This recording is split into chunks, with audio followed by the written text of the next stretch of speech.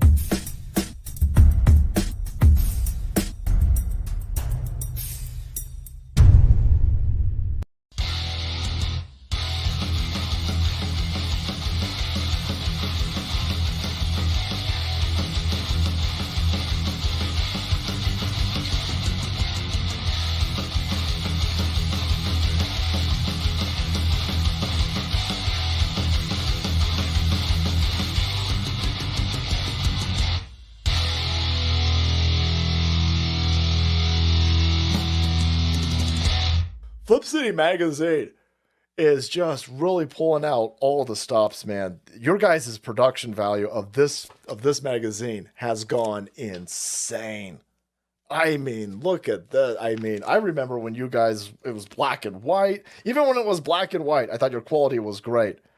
But damn, they have just, I mean, they just really stepping it up a notch. Look at this. James Corbett, boys. James Corbett.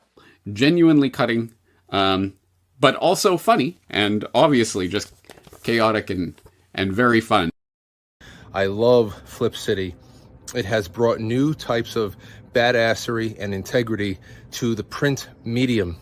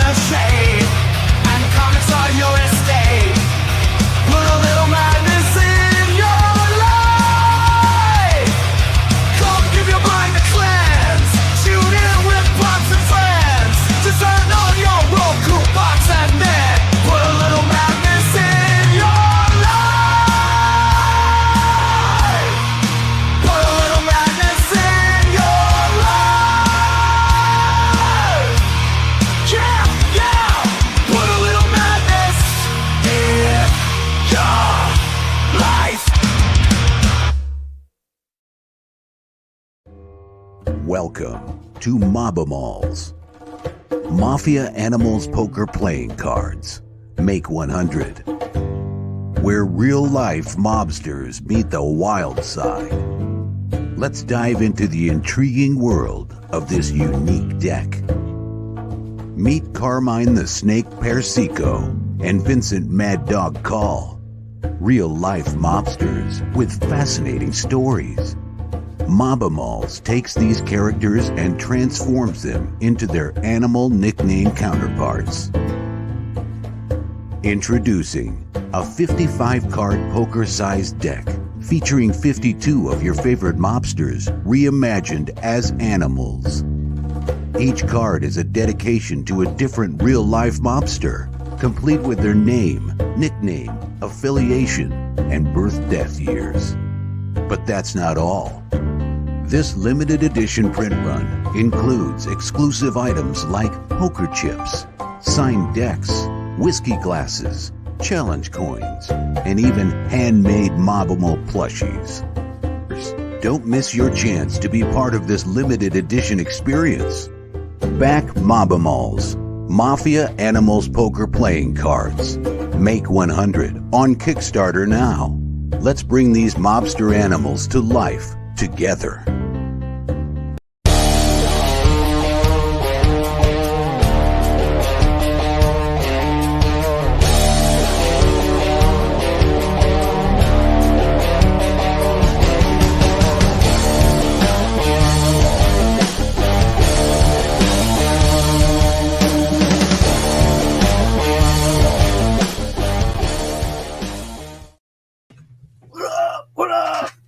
What is happening, people? You know why we're here. It is the Madness Open Draw Stream. That means if you draw, you come out. We get 10 people drawing. I get to leave. Come on. I don't draw. So, the more people we have in here drawing, the more I get to flip screens around, show different people stuff, all that. All right. So we got some people in the chat. In the backstage right now, and one of them, of course, is Mr. Jay Lee. Pops in here pretty regularly. What's up, James? How you doing? I'm doing well, sir. I'm doing well. How are you today? Look how fucking bright it is. It's also pretty. Now it's got above freezing, so. Oh, we ain't even close to that. We're way below that. So. Yeah, I know. But I'm in Texas, so. We got John Epple in the chat. What's going on, John? How you doing? And we have a newcomer to the draw stream. Met him just recently. I'm going to bring him out now. Mr. Melted Copper. What's happening? Right. Good morning. How you doing? Yeah, I'm doing all right, but I'm definitely going to look really embarrassing next to you professionals. Like, where did you get this street artist from? I'm no professional, and man, look, this is just a place to have fun, dude. There's anybody comes out here judging, they probably don't get it. You know what I mean? Right. Oh, and actually, I did a live stream just my setup here, and I got 120 views of people just watching me draw because I was like, I better practice drawing if I'm going to be joining a show. That's a lot of practice. But one of my buddies told me not to. Oh yeah, here, maybe I'll show you. Yeah, I got all my scraps on the floor. I was just practicing drawing. If you draw, you got to figure, you can keep drawing, so you just can throw that shit away. But he told me that the music was nice, that watching the drawing was nice, but when I crankled it up, it kind of took it out of the fantasy, like I was angry. And I was like, oh, I didn't know that you interpreted that way. Most excellent. I'm sure we're going to be joined by our boy Doc here real soon, and maybe some of the other people that were over there watching Doc stream earlier. It was kind of fun. Had a good time. It was a exercise in pointing out the drama but avoiding it at the same time. It was kind of funny. Oh God, yeah, I did notice in the comic ether of independent comics, there seems to be well, you know what? Drama sells books, okay? If you ever watch wrestling, drama is what sells tickets, man. Drama sells, but drama in comics can cost you fans just as much. Okay, like I'll for instance, you have two big guys that were friendly with each other, and their fan bases bounced each other, and the one guy's fans bought a whole bunch of that guy's books, and the other guy's fans bought a whole bunch of that guy's books. Then they got in a public fight, and all this guy's fans went, yeah, fuck you, and all that guy's fans went, yeah, fuck you, and some people went, fuck both of you. Yeah, well, that's a story since the dawn of time. That's like the Image guys, you know, the Image guys, they were doing good at Marvel, and then one day they were like, fuck this, we're going to do our own shit. And then some people are like, what? So, you know, drama is the spice of business. It's just a matter of who gets to be on top at the end of the fight. There's going to be a loser. Well, yeah, and we don't want losers. We want, this is indie comics. We want everybody to succeed, right? I mean, what's up, Mr. Zaffo? I got Christian Zaffo backstage. What's happening, my friend? What's going on? Hey, we get to actually see you this time. Because I wanted people to see who I was. Most excellent. Most excellent. How you doing today, my friend? Doing good. Doing good. A lot of stuff going on. I'm on my last page of the next issue, and I'm gonna get started on the next one while I'm waiting for my stuff to come back from pre-press. Right. Because I can't really launch anything until I get the first one fulfilled. So I'm just itching to get that out to everybody and moving along with the drawing. Yeah, I totally understand that. I'm waiting on Colour Pages to get back so I can send it to the printer. To the letterer. So I'm in limbo because all my stuff is done. My inking, penciling, it's all done. Yeah. I mean, I already have people working on covers for the next issue beyond this second one that I just finished drawing. So it's like I'm going to have a stockpile of stuff ready to go. Right. It's good, though, because the more I can get out, the faster I can do it, the better it's going to be. So we got a couple people that would join us if they were not stuck at work. I'm sorry, it's Sunday. I hope they pay you well to be there. That's all I can tell you. I hope they pay you well to be there on a Sunday. You know, James. Hello. Give everybody a little see what you're about, what you're drawing and whatnot. Okay, so my name is James Lee. I am the creator, writer, and artist for the Steins Horror Universe. I have 3 novels out. I was 2 years ago. I was number 13 on the New York Times bestseller list in horror. My campaign just ended back in December for the graphic novel of the precursor, prologue before the novels. So that's out. What I'm doing right now is a character design for my new novel. So this takes a while to do. It's called The Dark Goddess. It's basically a setup is an American version of an isekai. If you don't know what an isekai is, it's a genre of books that basically something bad happens to somebody and they wake up in another world, an alternate world, where they can be powerful or weak or whatever. And that's what I'm doing. And this character is basically put in the world that she created for a virtual reality. And because she was the GM creator of all monsters and everything, she still has all those powers that she wakes up in this new world, but she's got to keep a low profile, which, you know, of course, that's not going to work. So that's what I'm working on right now. Okay, cool. Ladies and gentlemen, you know him, you love him. He only shows up here. He only shows up now. It is your boy. It is my boy. It's Q. What's up, Q? What's happening, brother? What up? What up, Q? How you doing? I'm sitting here and I'm hoping that the internet is not going to be a dong to you today. That's what's up. I'm hoping the internet treats you well, dude. I think you just jinxed it. Bye, Q.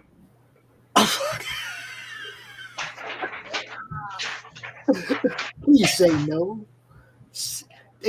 Man, I swear to God, the people who run Q's internet are in the party of no.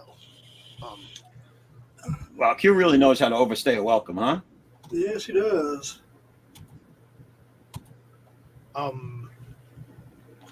So let's get some more artists out here. I want people that draw. This is a draw stream. I see you guys all lurking. I know some of you draw. Just jump in. Oh, you know what might be able to boost clicks is if you rephrased it as draw strings, and then in the panel showed a picture of a girl with like tie string thong, so then people think they're looking at hot girls, and then they just see us drawing instead. Yeah. No, we've been doing this show for like 3 years, every Sunday at 1:00, man. Every Sunday. It's just always been fun, man. We've had different people that show up, some really, really amazing artists like Jim O'Reilly, fine artists like Doc, who can actually freaking paint. We've had some amazing people that have been part of this, even that Italian guy, Oh, the Italian guy. Oh, man. Q. Is it going to be one of those days, bro? Yeah. One of these days. It's always one of these days. We don't like it when it's one of those days because that means it's like getting kicked out of the stream every 3 minutes. That's what I meant by these days. What is up, Ryan? Ryan Howitt in the chat right there.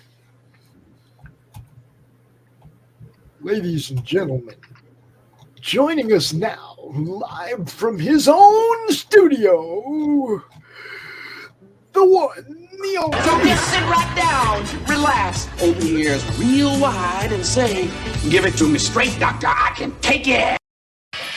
Wow!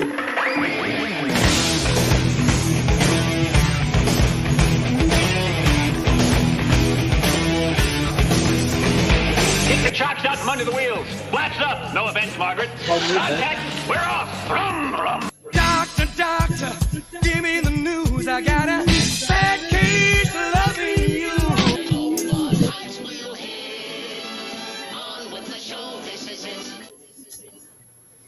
Cheers. The doctor is in. Hey, they called us nerds back in high school for drawing like this. Look at us now, boys. We're stars. I'm not a star. You guys are artists. I just hang out with you. Stars, I tell you. They really didn't say that without needing a dentist appointment directly followed.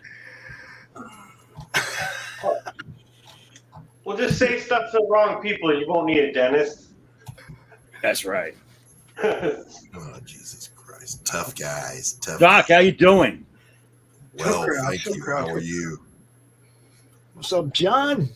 We got Doran Corkum in the chat. What's up? What's up?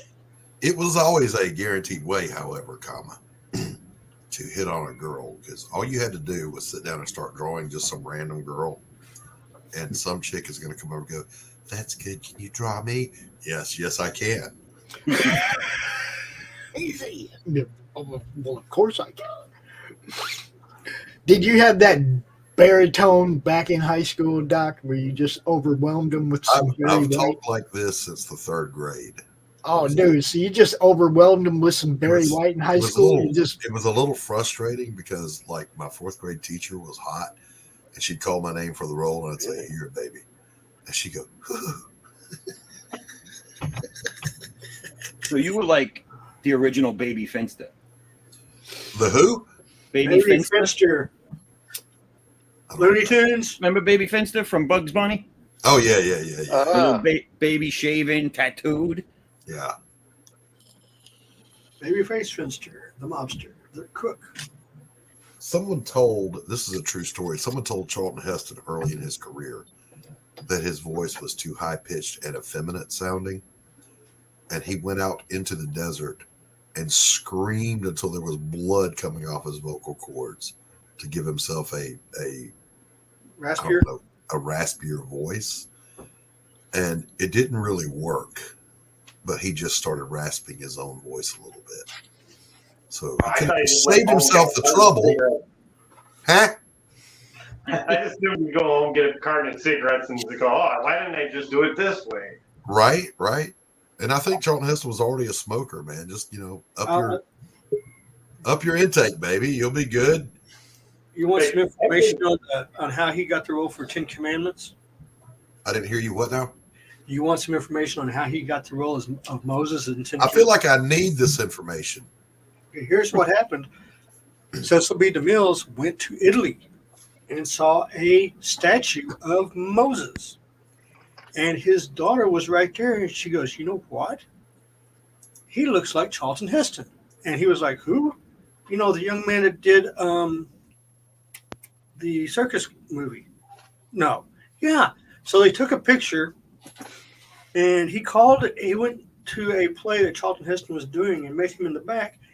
And if you look at it, because there's actually a picture of Charlton Heston seeing the statue, it has his nose. They have the same nose.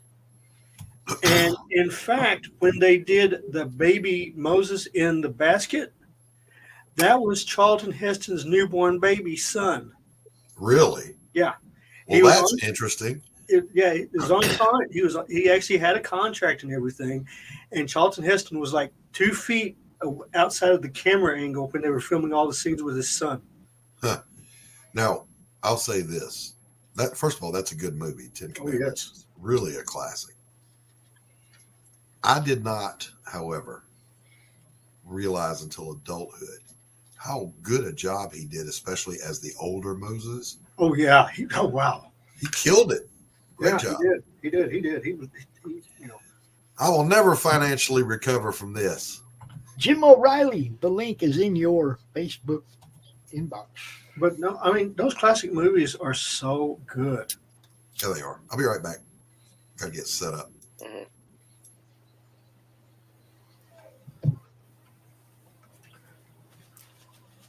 Q, are you going to be able to hang with this, bro?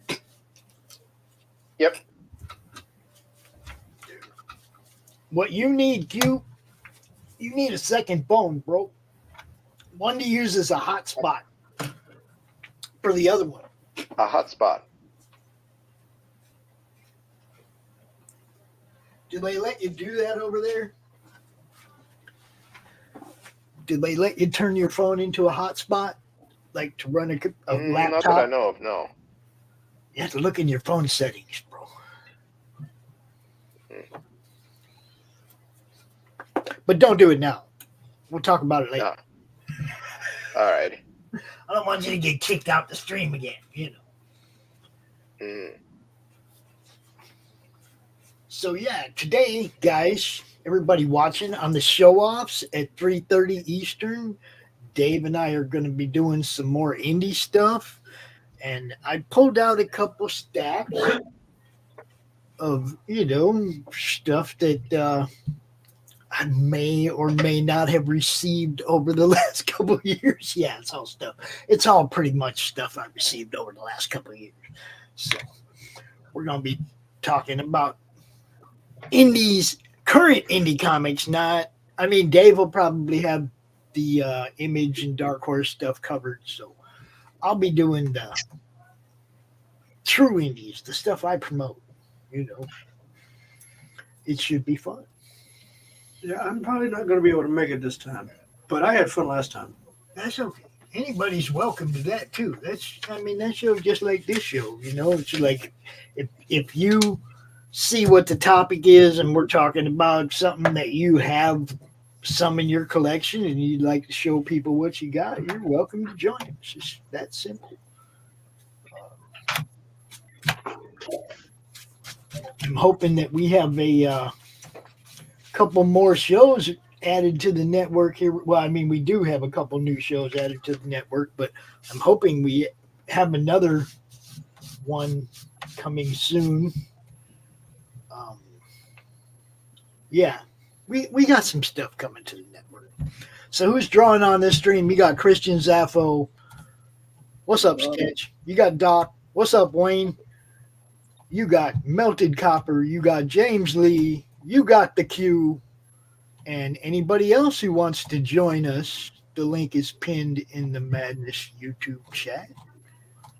You're more than welcome to come out and draw. What's up, Wayne? Mr. Big. We were just talking about some of your stuff, dude, over there on that previous, weren't we, Doc? We were indeed. Talking about Wayne, what Wayne does a little bit.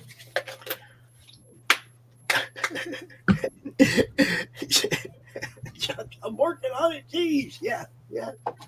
I know. There you go. Somebody had to bring it over here, Doc. That's for you. What's up?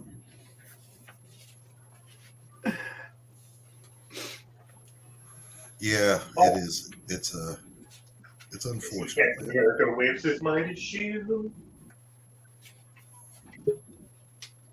And Q's back again.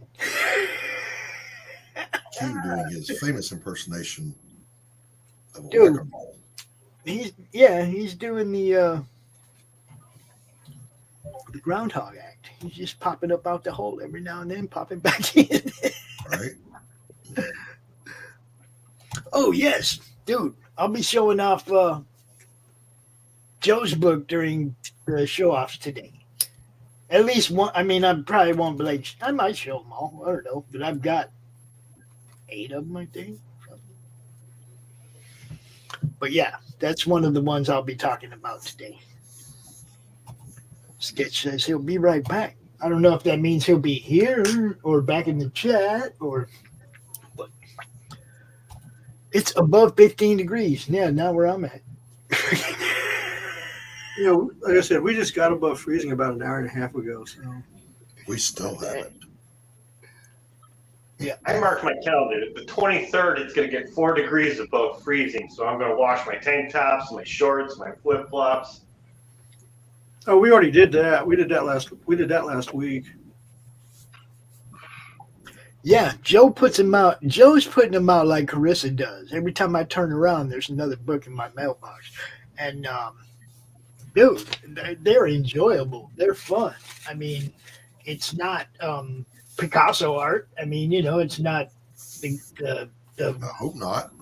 It's cartoony. It's fun. It's comic book art, right?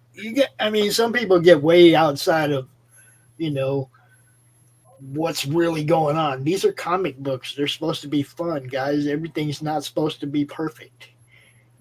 You know what I liked about, and I watch Aaron LaPresti's Drawstream when they have, you know, the Graybird's Drawstream, and they had a fun one on. They did Calvin and Hobbes, right? That was hilarious. That's what I mean. Styles are styles, man. It's like stuff. And I have books of Calvin and Hobbes. I have books. I love Garfield. Oh, I love Garfield. Jim Davis and Garfield. Oh my God. But there's 3 books I want to find of Jim Davis because I cannot find them. Did you know that he helped on 3 issues of Incredible Hulk? Did not know. Do you know what 3 issues? I do not know, but I've heard that from everybody in the kitchen sink that back in the 80s, something happened and he stepped in to help on 3 issues of Incredible Hulk, but I don't know what they are. Ah, man, it's funny because Hulk's my jam. I was like, which ones, man? Yeah, I'd be looking. Watch the collection and be like, oh, which one is it? Is it up in the Epic collection? Like I said, I don't know which one. I've been looking, you know, and let me double check. You know what? I'm just going to Google it. Let's see. Right, thank God for Google. You don't need a brain anymore. Oh, shit. Sorry about that, Q. That's okay.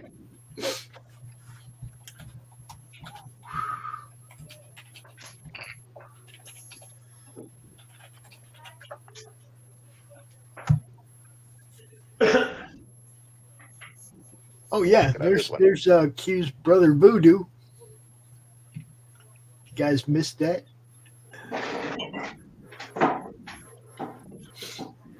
Actually, I think, speaking of Hulk, I think actually Hulk versus Superman was the last time Marvel and DC crossed over in comic books.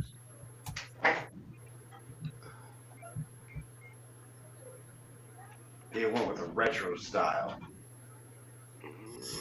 I was never a fan of those crossovers. it's like, can we have, you know, the writer wins? Right. You know what? I thought it was fun when they did the Amalgam series and mixed guys together. I thought that was a nice, fun, you know, one-shots. What was there? Super Soldier, Iron Lantern.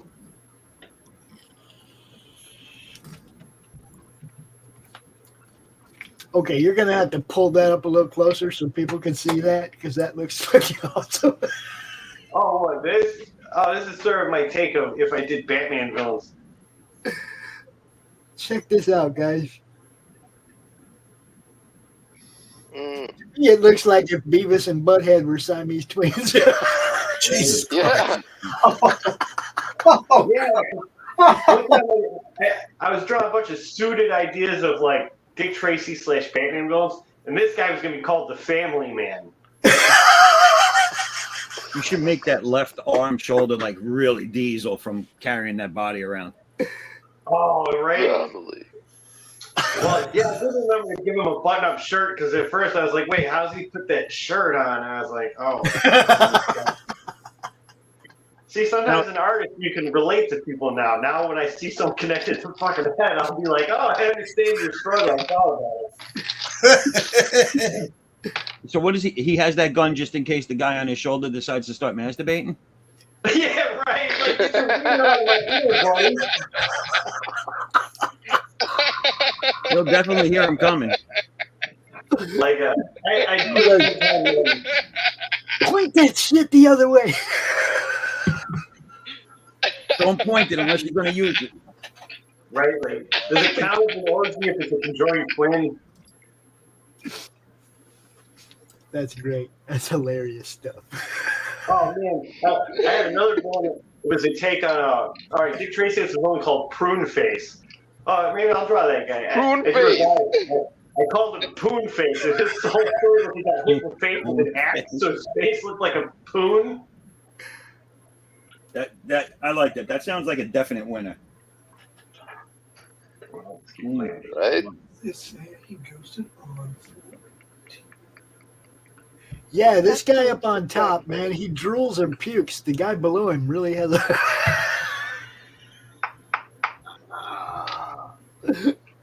Oh, here we go. I need to put some drool. Like, Yeah, you gotta have the drool, dude. Things are just. Hey, give him a. You're laying on your side with your mouth open. You're probably doing a little drooling. Oh, he should probably get a second pupil. There we go. Oh, this is great.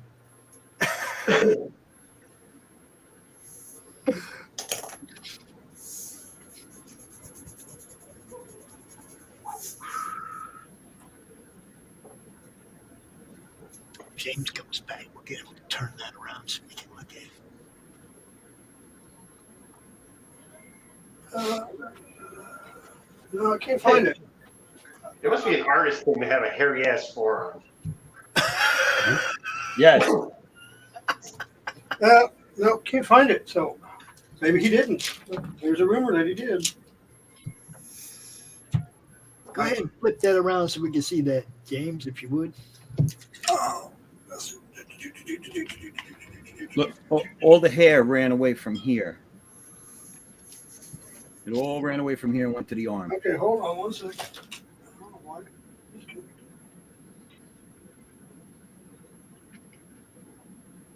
All right.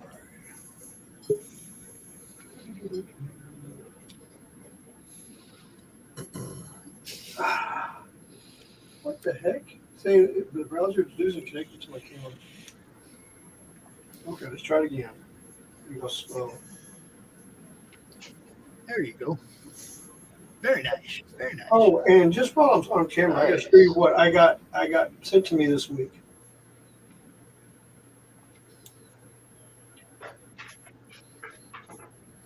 My camera going out. For some reason, my camera keeps acting up.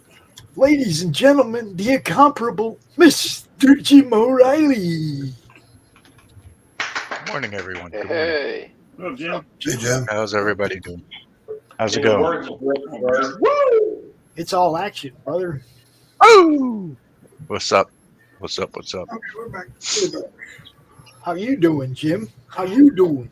Yeah, I've got to get a better camera. I'm doing good. I'm doing good. Wonderful. Things are good. What's the weather like in Arizona? Can't complain. Today it's a balmy, I don't know, probably like 50-ish, 40, 50-ish. A typical Phoenix. Getting nicer slowly. Yeah, today's going to be rainy, I think. Looks a little cloudy out there. It's a typical Arizona winter day. It's 50 degrees. Yes. Yeah, you poor soul, man. I hope you stay warm. hoodie weather, man. Hoodie. Oh hell yeah! I spent a good number of my years of my life in snow, so I'm glad to be away from it. Yeah, see, it's exactly the opposite of the way way it works for me. Oh shit! Yeah. Waking up at 4 a.m. to 3 feet of snow on the ground and having to shovel or plow. Yeah, I'm done with that. Come on, no more. Good enough. No more. Yeah, it was great. It was great growing up. You know, when you're young and spry, but now I'm an old fart. So, you know, it's always fun when you have to buy a snowblower. To get off my lawn. Yeah. Oh man, there was one time we had a space between the garage and our fence, and we put a car back there, and we got a blizzard. That thing was packed. We just left it buried in snow. Use another car. That's Now my it's a son's planter? car. It finally thawed out. What's that? Now it's a planter. Yeah. No. We got it started. It was fine. But man, it took forever for the snow to melt off. I think I took a picture of that. Yeah, I remember cold weather. Great. Great times. I had a Volkswagen Bug that it didn't matter how cold it was. You go out there, the thing would start, and then you turn into the hottest sauna you ever were in when you turned the heat on. Oh. I mean, you had to crack the windows because you would have a thunderstorm inside the car. Yeah, Doc knows what I'm talking about. Yeah, my wife had a. Bob knows what I'm talking about. Those little. My wife had a Toyota Matrix, man. 200,000 miles on it. That thing just wouldn't die. I don't know how many miles. It's great. I think the Bug is still going. I don't know how, because it only goes to like 99,000, and then it all rolls over. Yeah. So you don't have a clue on how many miles that Bug had. Yep.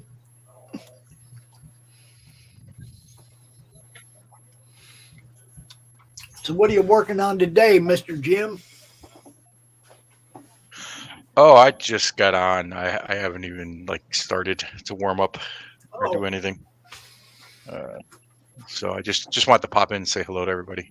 Stir up some shit, my usual. That's the way to be. Now, why would you do a thing like that? So recent controversy on in comics is the use of 3D assets and all that stuff. How do you guys feel about that? I like using 3D asses. 3D, no, assets. Assets. Assets. Oh, Here's no, not asses. Yeah. Here's my take on 3D assets. Okay, if you use it as a guide, okay, to help get your production done quicker, that's fine. But if you're just sitting there tracing it, that if like say you have a building, okay, say I need a skyscraper that's 26 stories tall at this angle and stuff like that. It's easy to get one, and then but when you get it, change it to where it's authentically not what you're getting. You know what I'm saying? It's just like when you use a pose. There's certain poses everybody uses. Okay, it's the same pose. It's the Wolverine with the two arms back, charging forward. Everybody in the kitchen sink uses that for every character in the kitchen sink, and it's just a pose. But you make the pose unique to that character. Same with the building. If you're going to do a building, make the building unique. Don't just copy the Empire State Building. Make it something special. Okay, so I have a question. Yes. If you take if you take a action figure and put it in a pose on the desk next to you and draw that, is that using a 3D asset? No. Well, Alex Ross That's a uses reference. Role models. He references people and puts his friends up in costumes and shit. Correct. I mean, because that's So what about light boxing? How do you feel about light boxing? I drew this. How does everybody feel about that? Light boxing is tracing. Look, I drew this looking. Oh, go ahead. I'm sorry, Bums. I drew this looking at an action figure. I put it in that pose and I drew it. And the action figure has all the muscle lines and all that. It was ridiculous. It's kind of like overdone, but that's that's where I got the reference to draw my Thanos from, was the action figure on the shelf. To answer the question about light boxing, the only time I've ever light boxed is if I draw something on like a scrap sheet before I go to the actual page I'm working on. It's my art. I'll light box that. Otherwise, I don't do it. Yeah, I agree with that. Right. It's to clean up. I always used it to clean up a sketch I drew. Right. As far as light boxing, like if you're just tracing the image from something you printed out or seen online, and you're just tracing it, and then that's going to be your finished piece. To me, that's almost the same as doing the digital assets. The digital assets are created for you. All you're doing is maneuvering it into a position you want and using it. And if you're changing the color, you're still using all the original creation from somebody else's asset. It's so there is a difference. If you're using reference, you're looking at something and using your ability to draw it. You're not taking that piece and putting it in your art. Right. So I have a question. Are we talking about the program Shutterstock? Yeah. Okay. No. Well, you could be. Yeah, you could be. Okay. I don't know. Shutterstock is a tool for architects. Okay. I have background in architects. When I was younger, I drew buildings and stuff like that. That is a program to help set up your building. You still got to put all your artwork into it before you can actually really see what you're doing. And it takes, in my viewpoint, it takes a whole lot longer to do that than just get a piece of paper and go for it. You know what I'm saying? Yeah, but you wouldn't take something that was already there, put it on a page that you're creating, and say that it's your artwork, would you? No, I would not. That's where the problem is. No, of course not. Yeah. Now, what I have done, and I'll say this, I have done where I've put the buildings, where I've used just stock buildings to set up the angle I needed for the buildings I was going to use. And I've done that, but I haven't done where, I'm going to take my characters, I'm going to do this building designs, and set everything up, and then put my characters on top of it and whatever I'm doing on top of those buildings. That I'm not going to do. Now, I will say this, back in the day, and I've got the pages to prove it, you know the comic book Shadowhawk, right? Yeah. Yeah, okay. It's the guy who broke people's backs. So kind of like a Wolverine in black, right? No, but hold on. But in Shadowhawk, Jim Valentino's Shadowhawks, what he would do is he would draw the characters, and then he would send them to what is his name? I've got his page. I've got the pages in there. To this other guy here in Dallas, and he would do all the building backgrounds for him. I mean, he would draw all of it. Yep. And background artist. Yeah, that's what he was. And he did that. He did it on X-Men. He did it on Batman. He did it on Superman. He's like one of the big background artists. That's all he did was backgrounds. Right. But, it's like, okay, you can't. Are you saying, okay, well, this is done by this like this? If I'm paying a guy or someone to do the backgrounds, it's the same thing as Shutterstock, but I would feel better if you actually contacted the artist that was doing the designs and paid them to do it. It's the same thing with, and I'll bring up a manga, Akira. Okay, all Akira's backgrounds and buildings is done by one guy. It's not done by the main artist. If you didn't know that, the buildings and backgrounds. I don't see anything wrong with that. I don't, as long as you're paying for it, as long as you're paying somebody to help you with your book, it's the same thing as a colorist or an inker or something. Yeah, I think it's the same process. But is that person getting credit for it? But that's what I'm saying. If you go, like sometimes putting his credit in the book. Credit in that book. If you go look at sometimes not credited in the book. Yeah, I believe if you're going to do that, it is another artist. So you're not doing anything wrong. You're doing your art, and then you're hiring them to do their art. And they're doing the background. As far as in comic books is concerned, it should be credited, at least credited, and whatever your payment deal is, your deal with them. That's private. Yeah. And see, that's where the ghost art. It's like having a finisher. Yeah. Right. And doing art. Yeah, it's like having a finisher. I have colorists do my stuff because I don't color, so it's the same thing. But I credit them and I pay them. Yeah. This is the one that always got me, and I'm going to bring this one up because the guys that did not get credited for this. But you know that cover at X-Men 275 that folds out with all the X-Men suits and everything that Jim Lee and Scott Williams did? Yeah. You know, the one that's 3 pages long? Yep. Not X-Men 1, but I'm talking about the one where they're in the yellow and blue suits. Yeah. Okay. Everything from the knees down is done by somebody else. And they're not credited for it. I've actually ghostwriters. That's like a weird idea. Like a phantom artist. Yeah. Who wants that job? They sent it to what's known as the bullpen, and they went in and redid the bottom of it. But none of those guys at the bullpen got credited for it.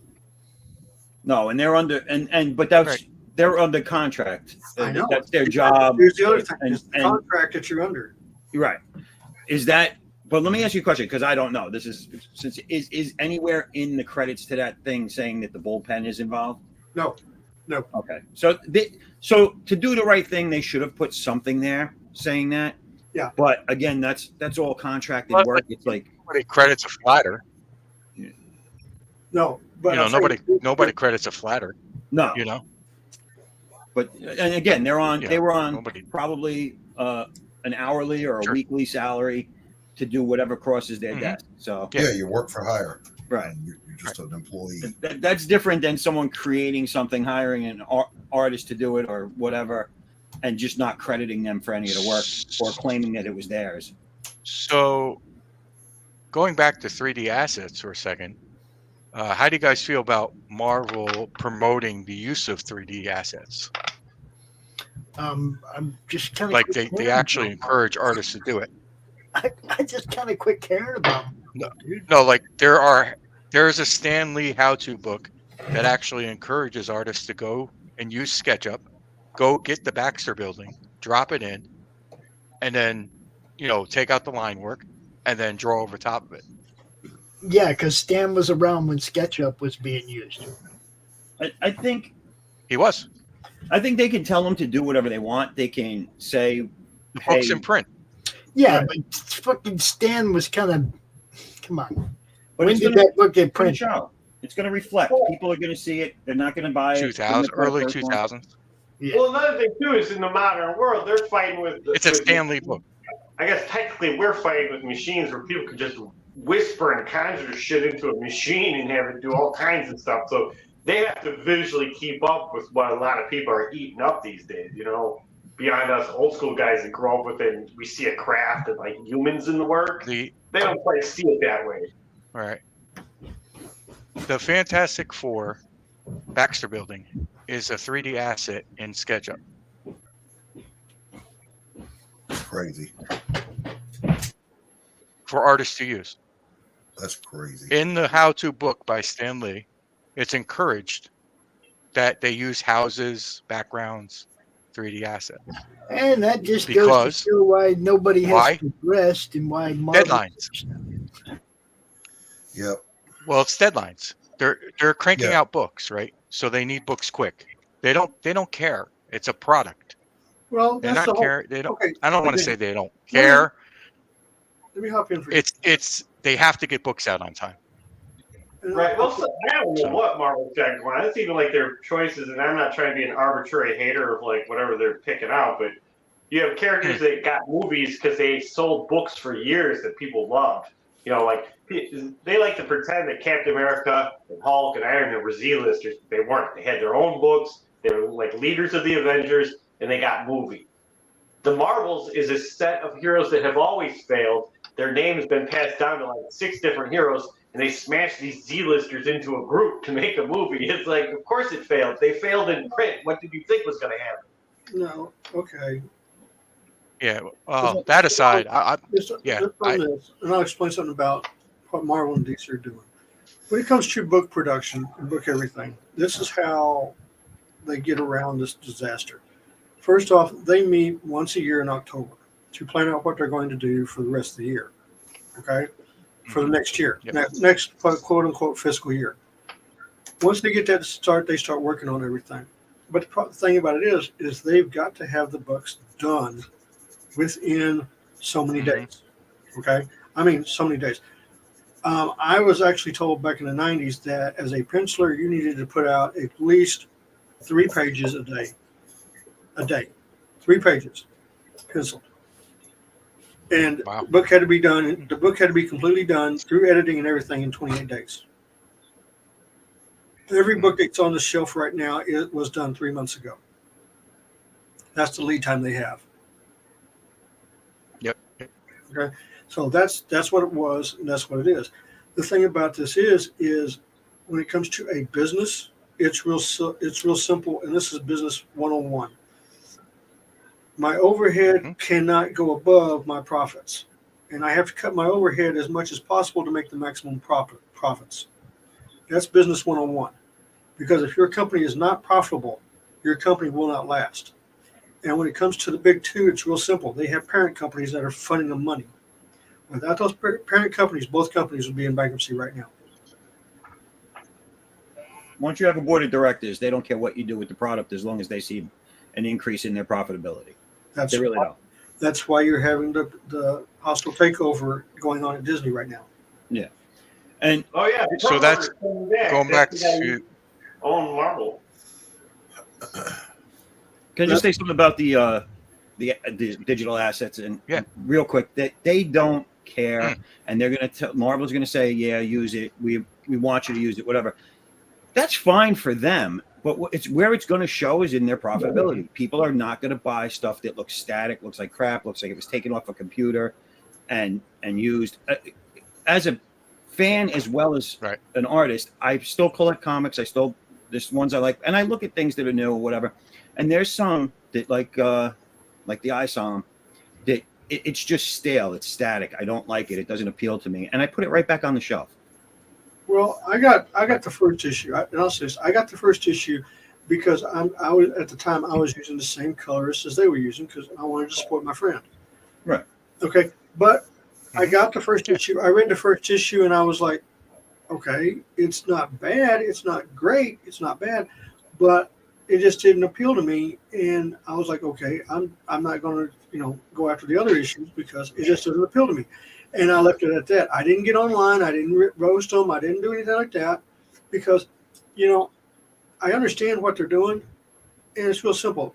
And if you look at it, it's starting to build a comic book company. But the other problem I had was when the new book came out by Chuck Dixon, I'm looking at the costumes. I'm like going, what the hell is this? I mean, they're like just in the generic green, and that's it. I thought they looked like the Zod and his friends, but they were all just green.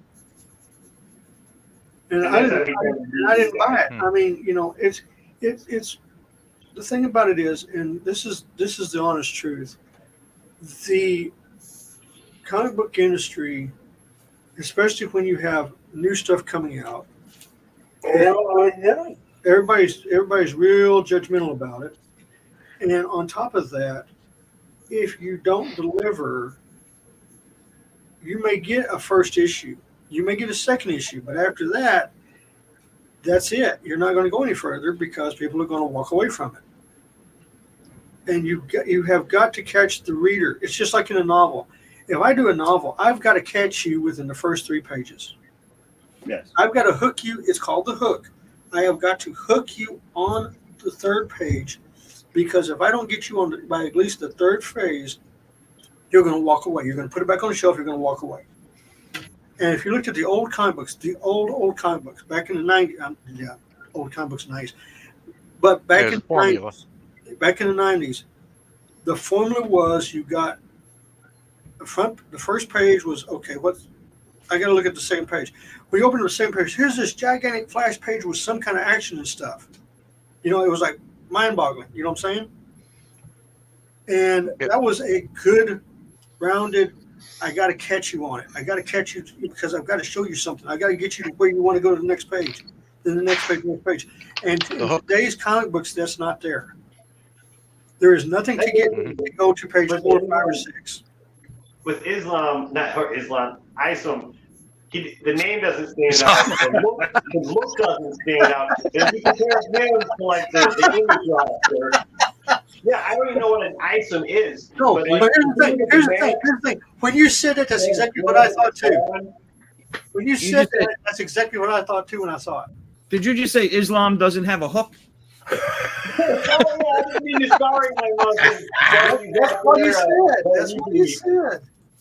But yeah, I don't know what an ISM or ISM is, and even the guys advertising Pops, are like you might want to put up the disclaimer. and more about him. Freudian slip. That's all they say. Like It's his nickname backwards, Mosey. He's making money, but I don't know dick about any of his characters other than they're called Islam or ISM. That's twice. That's how you try to mean to the guy. Because I don't know the guy. This is just a view of a guy looking at the comics landscape. Because yeah, So, saying it to the guy in the conversation, there are- it's like you're just waiting for fun. I think the going back to the assets and the use of assets, I think what artists need to be aware of, like new artists that haven't that are trying to break in and maybe haven't like done any research on art education or gone to school or whatever.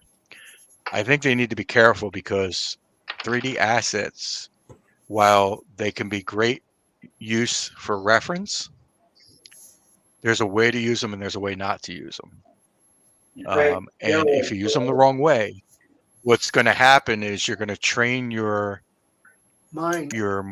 muscle memory to produce 3D asset looking art. And it's kind of devoid of life. It's kind of devoid of dynamics. And you need to be careful. Great tool if, like, let's say, all right, you need a truck and you need an angle of a truck and you have this scene where the Hulk's picking up the truck, whatever, a car, a plane, whatever. You can find a 3D asset and you can import it in and you can manipulate that 3D asset to get the angle that you want. But once you have that angle, that's kind of where it should stop. You should take a picture of that and then use your own skills as an artist to replicate that image, not unlike using a photograph. You know, if you have a picture of a truck or a car and you're looking at it and you're looking at the angle and you're actually using your hand muscle coordination. The unfortunate thing with 3D assets is you can drop them right into your page, extract the lines, and then just trace over the top of them. Yep. And that's dangerous. Well, that's dangerous for artists. Yes, it saves you time. And yes, you can fake it, but you got to be careful. Here's something else. Yeah. All right. Wait. Hold on. I got to interrupt. I need help. I don't know what to do with the back leg. Do I want to curve it this way? You got a back? Oh, so you're going from the back? Back leg? Yeah, I don't know what to do with the back leg. You want to do an upside down triangle. Put it into primitive shapes. Primitive shapes first, Doc. Don't think about the details. Do I want going out this way or do I want it to do the classic S shape? Where's the line? Depends on how dynamic you haven't done it yet. Okay. Yeah, where's the line of action? I'll tell you what you do. Do a circle where you think the light should be, and then draw your lines and look. I have. And then do the other side and draw your lines and look. I have. I'm stuck. I don't know which way to go with it. I think that puts looking at the line of action. Well, I'm seeing the S. Right. I would have it come underneath. Underneath that. But that big ass clown shoe visually throws it off. So if you do more foreshortening, Doc, the foot should come up just above the other foot that's already drawn, right, and almost in line straight down from his head. Yeah, because his hip is already turned in the opposite direction of his chest. Right. And you got to follow his line of action. So I'm going to have to raise his knee a little bit and tilt the foot up to get the motion that I'm after. Yeah. So, all right. Thank you. But I definitely know one person in CG that when it comes to like trucks and vehicles and stuff, he'll just pull, because he does digital artwork, he'll pull it into the digital artwork and put it in because it saves time for him. Yeah. And that's why he does it. There's a danger in that, though. I understand. I understand. It's a practice. Yeah. It's a practice. It's done. I get it. It saves time. It helps get books out on time, whatever. I just think there's a danger of the art becoming airplane looking, airplane pamphlet looking. You know, you ever open up those airplane pamphlets, do this, and you have the, you know, it's very static. It's not dynamic. Yeah. And you lose a lot unless you're able to pull that, you know, dynamic. No, I can't pronounce the word. Pull that dynamics out of the picture of the 3D asset. It's going to look flat. You know, I think there's a danger there. It looks generic, guys. I mean, Marvel and DC look generic. Yeah. You know, it's all. That's it. I'm not even going to say they look generic. I do. I think they look very generic. I'll tell you what I think they look like is they went over to DeviantArt and they just hired a bunch of guys for cheap money. And they told them, you guys all draw in this kind of this style. No, I'm saying when they went to look for that specific style over at DeviantArt, and that's who they picked up, and that's who they got. And it's a generic style. That's what I'm saying. It just doesn't have any pop to it anywhere. Ultimately, it's going to affect your sales. And if you are someone that uses it, that's fine. But when you're called on it by somebody, don't say, no, I did it by hand, because then that makes you look foolish. I lost my fucking eraser. Yeah. People are going to use it. You're not going to stop it. But again, yeah, like when you're called on it, don't say, no, I didn't do that, or I didn't know, or whatever. That's just bad. Yeah. I just think there's a danger in it. I think, Yeah, you know, you need to, you're going to do that. That you do. Yeah. I mean, even digitally or sure animated or anything, there's always a danger to go over it. And somebody's always, there's going to be somebody always going to try to sneak in something to make a quick. Oh yeah, that's you know, always swipes have always been a thing. Yeah. Yeah, swipes have always been a thing. You know, you go there. through, Yeah. you go through and look at everybody calling, oh, look what he did, look what this dude did, you know. And I'll tell you the one thing that's always gotten me is, I remember in the day when somebody used a similar cover, got called out by everybody in the kitchen sink. Now everything is, oh, it's a homage cover to this guy, or it's a homage cover to that guy. Yeah. I'm like, yeah, but I don't need to see Spider-Man 300 Todd McFarlane cover on every book on the kitchen sink because everybody wants to draw that picture.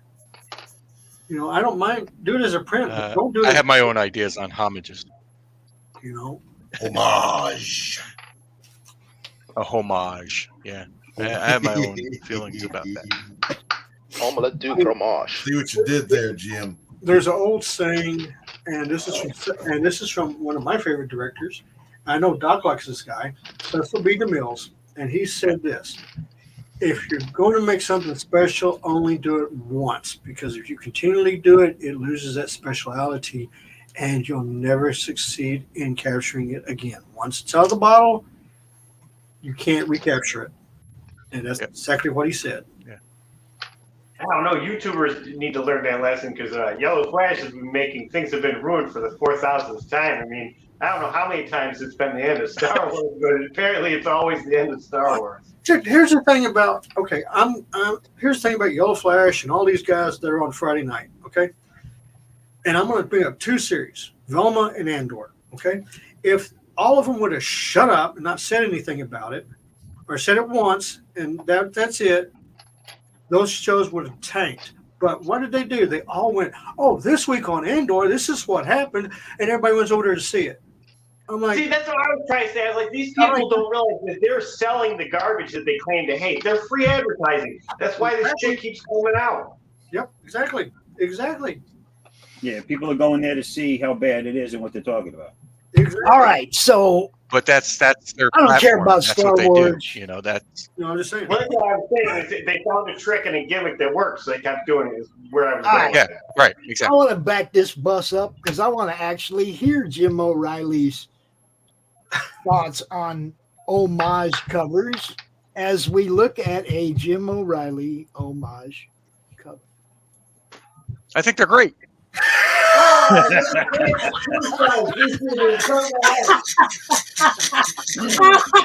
Awesome.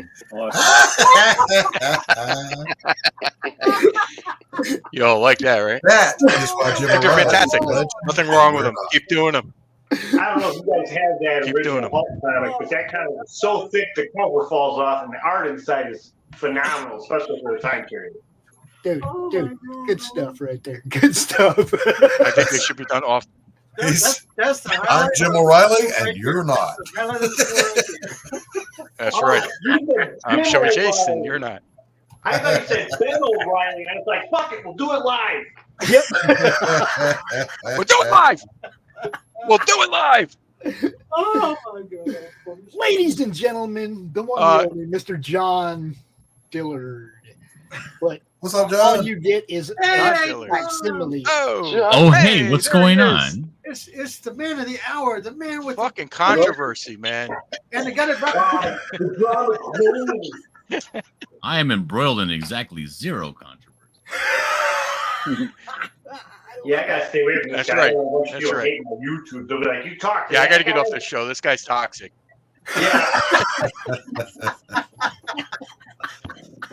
Fucking Dillard. What did I do? How dare you, sir? Nothing. So how's the Canadian buckler doing? Oh, I was just coming in. I was coming in to weigh in on the homage covers.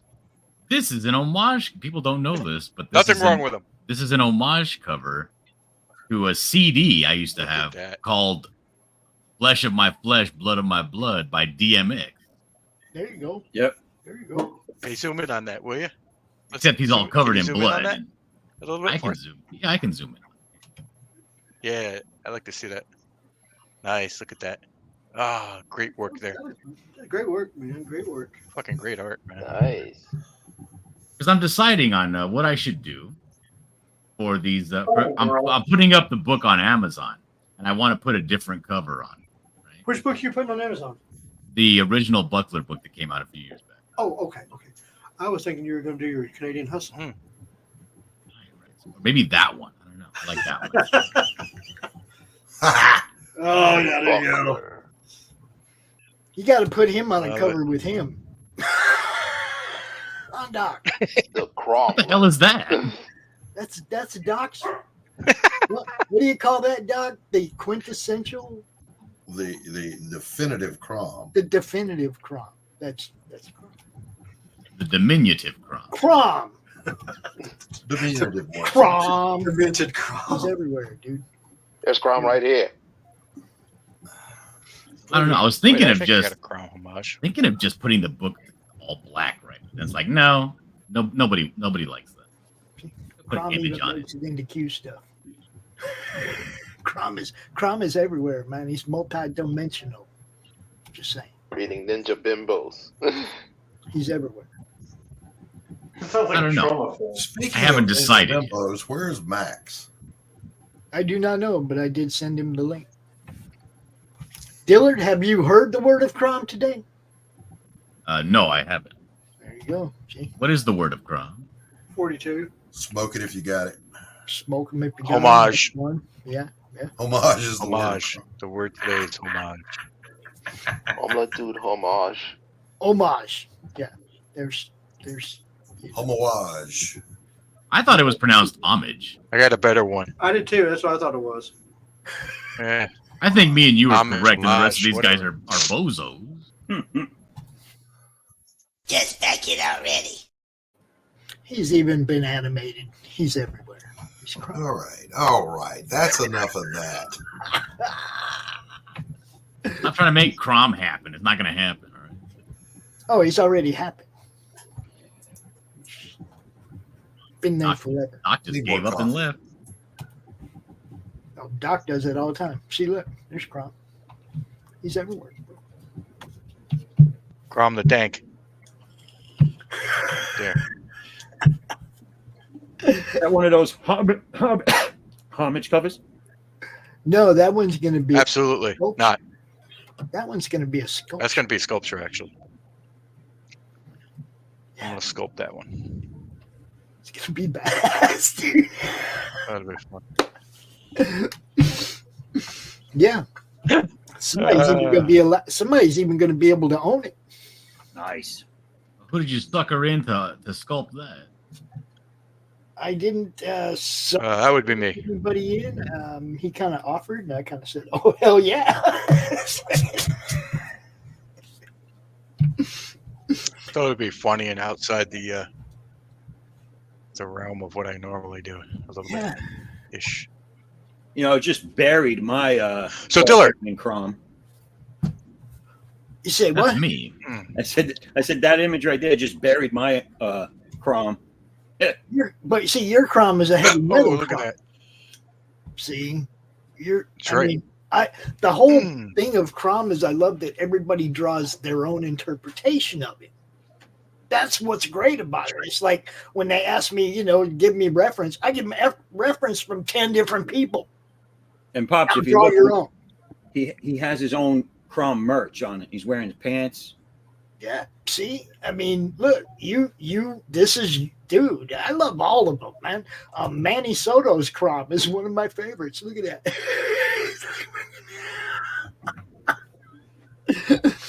But this is the original. This is where he came from. Edwin Badillo drew the logo for the Comic Related Madness Facebook group 4 years ago.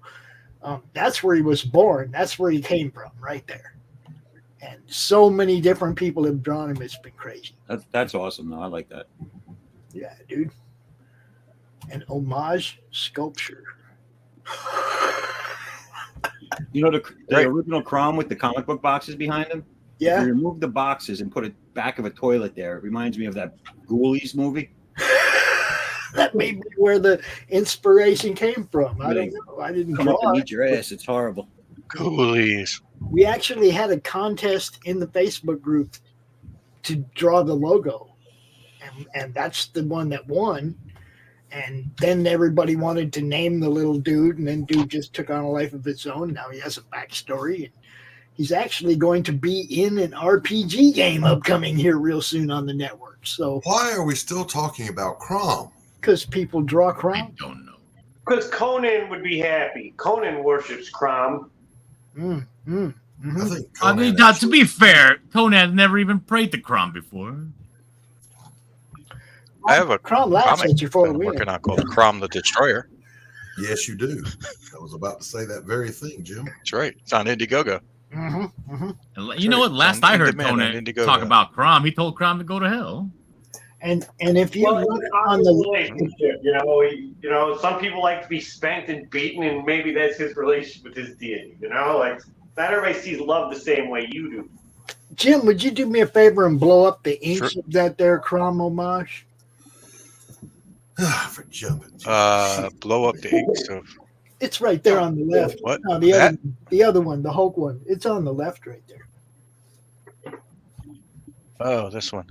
Yeah. Yeah, look at that, dude. That's badass. Come on, that's Jim O'Reilly art. Just let it. Crom. That's Crom. All right. Enough Crom. Doc doesn't want to hear about Crom. I want lasagna. He's feeling crusty. Look, Out of left field. He claims his is the definitive safe. one, and then he doesn't want to see nobody else's. That's what it is. That's because mine is the definitive Crom. What part of that did you miss? Great. Come on.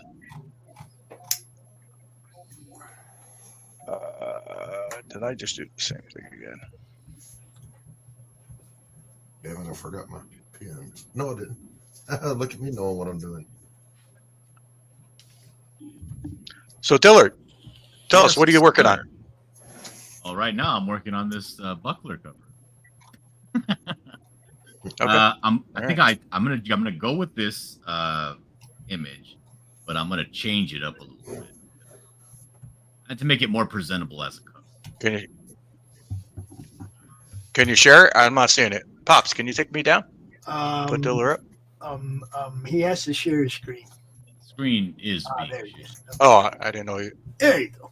There you go. So what I think I'm gonna do is You're gonna go with that one? I'm gonna hype up the shadows. I'm gonna do a little bit. I'm gonna change it a little bit so that the light source, which is gonna be mainly coming from this direction here, it's gonna be a little bit more severe. Yeah. Make it more dramatic, right? And then, that's dramatic. what I'm gonna go with. So that's what I'm working on right now because I gotta make. It's gonna take me all day, I believe, probably, to make this file for the Amazon. So want to make sure I at least get this right before I start moving along.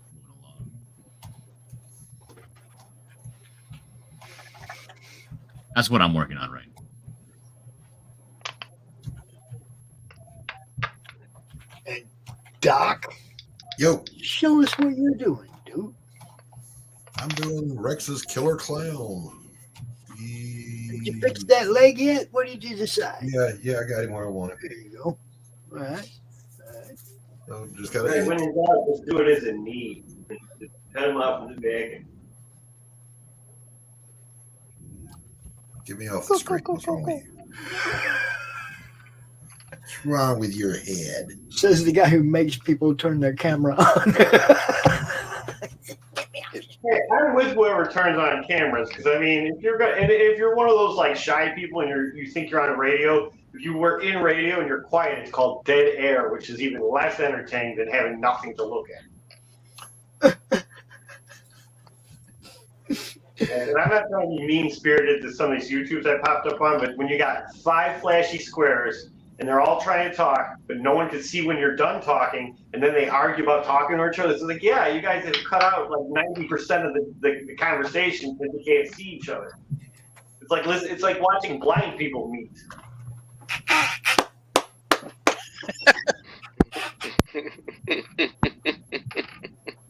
And this is coming from what I would like to say a viewer. You know, I'm watching this. And even if I'm listening to it, I have to look and be like, did my phone turn Who's stuff talking up? right now?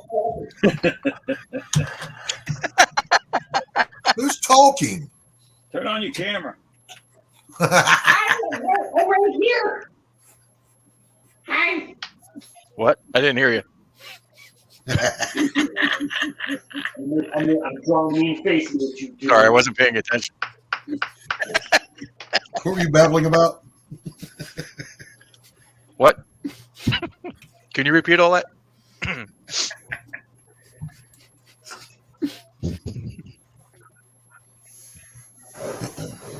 Look, he's drawing Crom.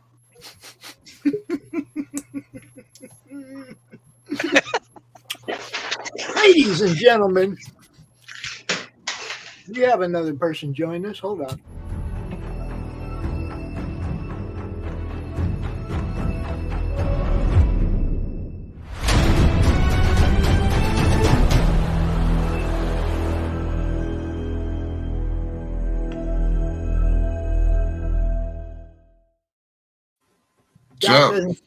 Doc doesn't share the good stuff with me, man.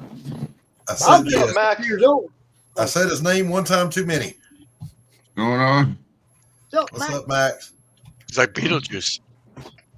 Yep. How you doing, What's brother? up, Max?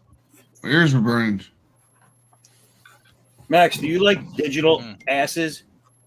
Digital asses? Yeah. Sure. I like asses of all types. All right. Nice. Nice. One of us. One of us. There's no shortage of AI Margot Robbie on my fucking Facebook. Like, oh my god, that lady, I feel bad for her when she goes online because I see her name. She's always been nude. Yeah. I see a whole lot of Scarlett Johansson on my timeline. They're all AI. Yep. Oh yeah. They definitely enhance some parts. I mean, I'm not complaining. I'm a dude.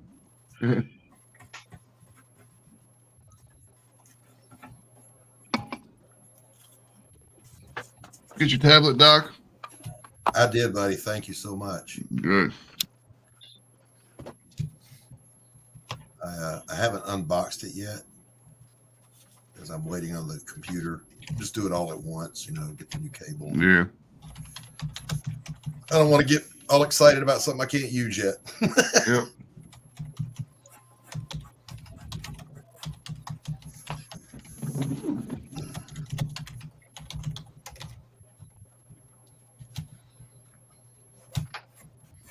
Wow, Twitter just hit us with a sensitive content warning. For what? This? I don't know what. I blame Q. Nobody drawing anything here that can't be seen on fucking YouTube or Twitter. What the hell? Maybe it may be due to language. Sensitive content. Oh man, you want me to stop drawing people being shot by a giant chicken monster? I can change. No, I need you to blow that up. I do this cartoon. I'll stop drawing breasts. Sorry. Maximus Cox. He's an evil kid. God damn it. There it is. That's what did it right there. Damn cock. Yeah, I don't know. That's crazy. Sensitive. Content warnings. We're sensitive people. We're getting controversial now. We're starting to get blocked on Twitter. Woohoo! Dude, Your pictures hurt my feet. I blame it on Dillard. I'm subscribed to like court TV things, and they censor words where, you know, when you're a court TV station, it seems like how can you censor words like murder and stuff since that's the hub of your show, and it's so annoying. Yeah, it is. Mm-hmm. I blame him though. This is my safe space. My fees. I'm in my safe box. I'd like to fill it with liquid. Drown. Lips man listening to the beginning of Dick Tracy. Melted metal. Anyhow, the Buckler. Check that out, man. Fantastic artwork. Yeah, it is. Old Dillard's a pretty good artist there. Yeah, he does good work. He ain't even there. He's getting a sandwich. He does that shit Pretty all the good. time. Fucking anatomy is spot on. Look at those arms, man. Perfect. All right, now we know he's there. Okay. Well, Dylan's always been doing good work. Yeah, this is the great thing about having a mirror in my studio. You have your wife stand in front of it so you can model off her? Just the chin, right? That's for the members only, guys. So, you know, send $100 and in members only, you can see him shirtless. No, it's $100 to keep it putting his shirt back on. Dillard's No, only that's me. Be like, put your shirt back on, you hairy monster. I don't blame Max. Max is here all the time. We never get that before. He's the new guy. It's got to be Dillard. You draw all them sexy images, and Twitter gives us the fucking sensitive content warning, dude. You know. So, I think they can let Alex Jones back on. Dillard, there, do you have any? so You have any interior pages you could share with us, man? For this book? Yeah, I got all of them. Yeah. Oh, hold on. No, stuff you're okay sharing, you know. They're all right here. I don't want you to, share something. Hold on. I got something I can show. Yeah, here's one of the pages that I like in particular. This is my favorite. Let's see. This is my favorite page from the book because it has my favorite panel that I did. Here we go. Okay. This panel right here on the bottom is my favorite panel that I did in the whole book. Awesome. It's just him clicking on the basement light so he can start his interrogation.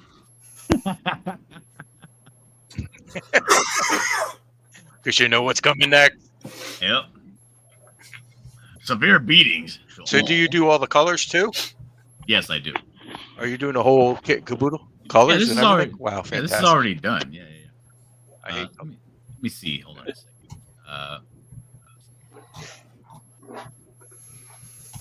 Another one of my favorite pages here. The last page. I like the way this one came out here, this top panel, because he's coming in to check on the buckler. The buckler's been recovering. Slapdash bandages on his back that are just soaked with blood. He's telling him, we got somebody outside too. He's getting his gun off of the mantle. This is one of the buckler's henchmen named Moose. Loading it up as he's having a conversation. Good old Moose. And he's like, what's all that about, right? Like, what are you doing with that gun? He's like, it's thunder. I'll handle it. Like, don't worry about it. And he gets the news that he's going to be going to his daughter's recital. Very happy about it. I like so that page. for those of us who have been living under a rock, or in our mother's basements. Uh-huh. You know, wherever. And we have no idea who the Buckler is. Why don't you give us a quick pitch? Who's the Buckler? The greatest villainous mind of all time. Yeah, he's a villain. Tell us about the Buckler. That's the number one thing to get across right Okay. away. He is the protagonist of the story, but he is a villain. He had to go away for some time after committing murder in cold blood, and now he's kind of did what he had to do. Got the talents and the determination to take back what he lost when he had to leave town. So now he's back in his hometown to reclaim everything that basically that took from him. So a little scheming, a little scams, and a lot of wet work. Hey, you're leaving out a big part of that, John. Come on. I am? What am I leaving out? He's a failed sidekick. Oh yeah. That's. I mean, there's a lot to him. There's a lot of story to the book. He was sidekicking as a good guy to the Canadian Shield, and then some shit happened. Yeah, well, he was not. No, you got that wrong. He was. That's what he you told really. me. No, you misheard me with your old brain. No, he was attempting to be a sidekick.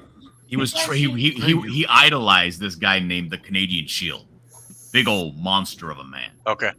Real deal superhero, basically a world breaker, kind of like the Hulk, you know. Wanted to be his sidekick for the longest time, but what ended up happening was he tried to. The guy was in town.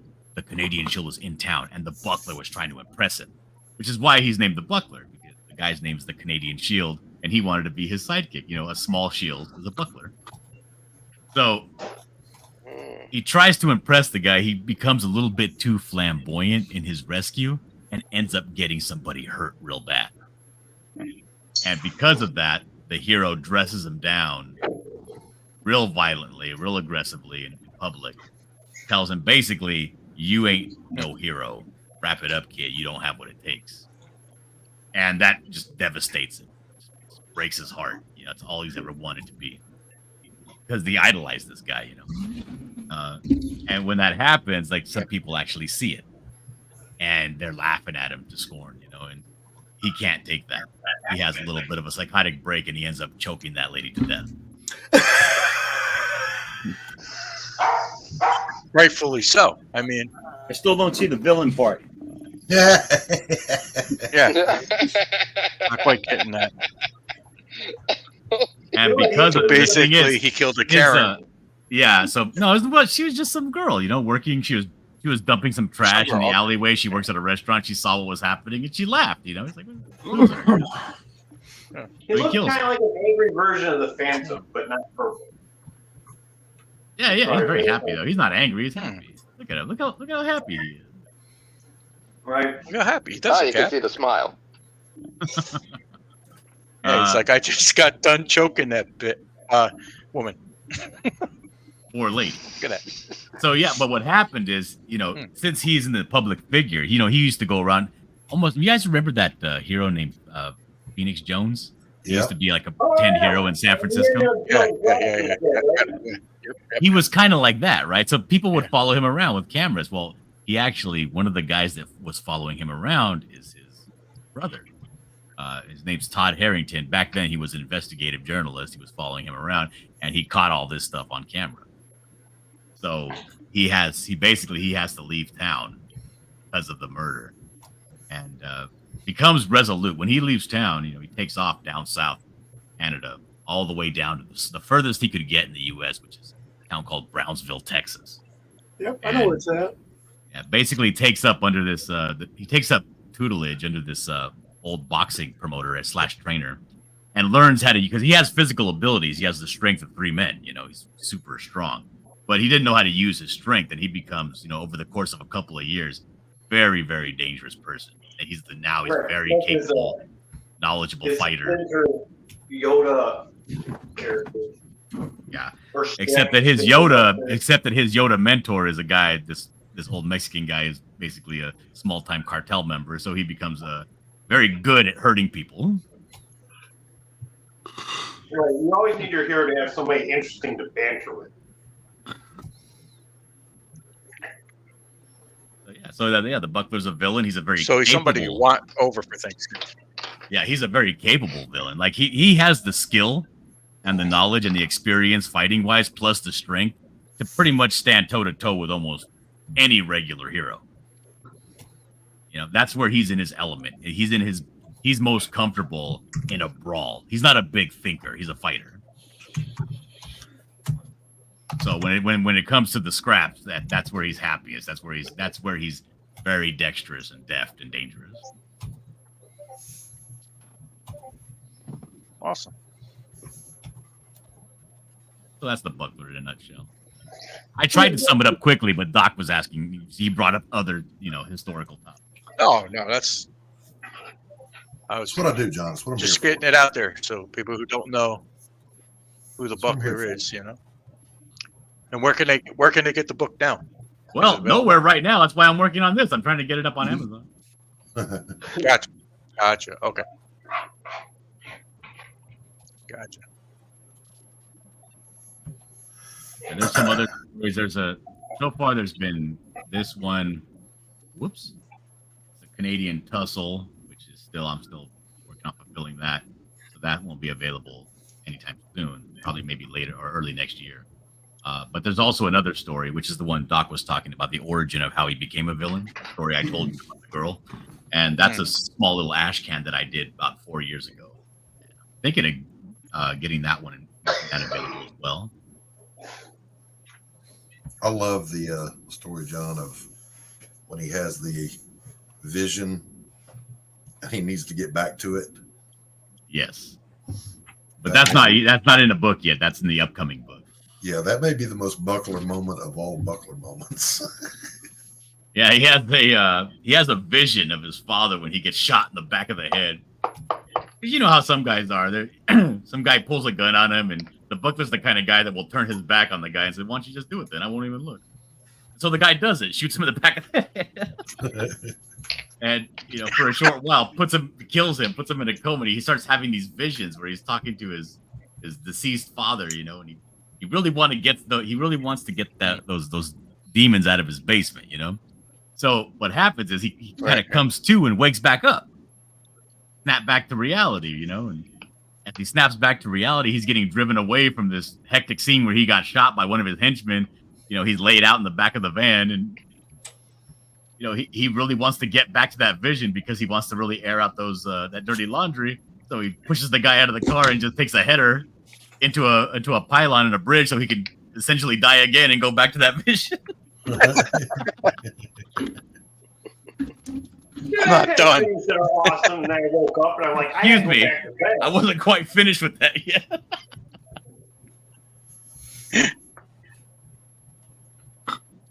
Yeah, we've all had that experience.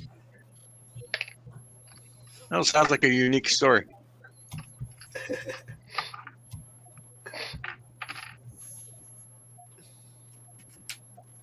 So I'm really looking forward to getting back to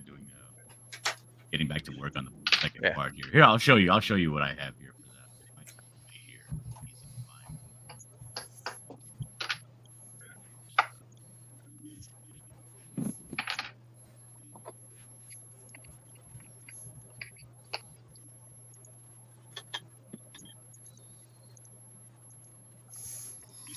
And a hush falls over the audience. Yeah, maybe I don't have it really quickly to find. You guys ever notice that Elton John looks like comic books Doc Octopus? Or vice versa. Yeah.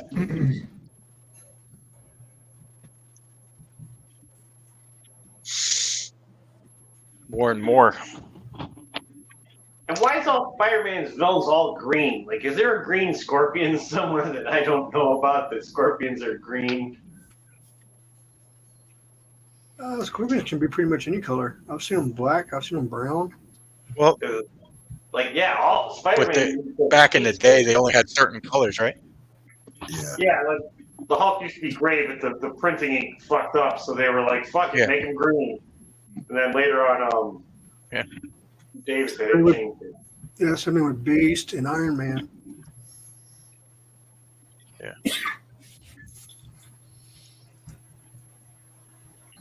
you know, I don't know if you guys are toy collectors, but why have they not made a Dr. Octopus in a suit like he was in the 90s? Where's that action figure at? Classy Doc Ock. My grandkids still got the McDonald's Doc Ock toy running around here somewhere. All the little minis, they had them all. Octopus. Damn, Max, I forgot you were here. Quiet like that. I'm not used to that amount of quiet from you, sir. I'm just wondering if Max has anything to show us from his upcoming campaign. Yeah, give me a minute. All right. Okay. Just share your screen when you got something to show, or whatever.